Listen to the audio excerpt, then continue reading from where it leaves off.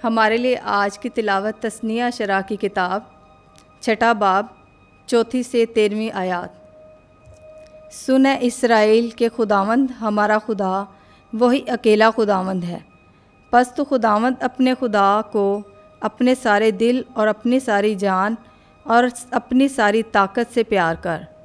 اور یہ باتیں جن کا میں آج کے دن تجھے حکم دیتا ہوں تیرے دل میں رہیں، اور تو یہ اپنے لڑکوں کو بار بار بتا اور ان کی بابت ان سے ذکر کر جس وقت تو اپنے گھر میں بیٹھے اور جس وقت تو راہ میں چلے اور جس وقت تو لیٹے اور جس وقت تو اٹھے،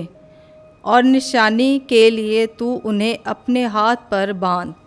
اور وہ تیری آنکھوں کے درمیان ٹیکوں کی طرح ہوں،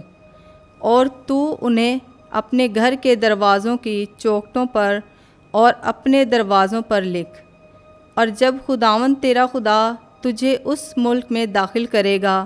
جس کی بابت اس نے تیرے باپ دادا ابراہیم اور اسحاق اور یعقوب سے قسم کھائی کہ وہ تجھے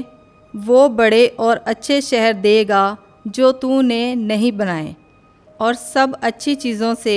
بھرے ہوئے گھر بھی جو تو نے نہیں بھرے، اور وہ کھدے ہوئے تالاب جو تو نے نہیں کھودے، اور وہ انگورستان اور زیتون کے درخت جو تو نے نہیں لگائے، اور تو کھائے گا اور سیر ہوگا۔ بس خبردار ہو کہ تو اپنے خداوند کو بھول نہ جائے جو تجھے ملک مصر یعنی جائے غلامی سے نکال لایا،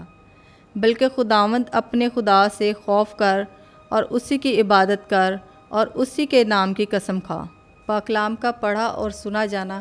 ہم سب کے لیے باعث برکت ہو۔ خداوند کا شکر ہو۔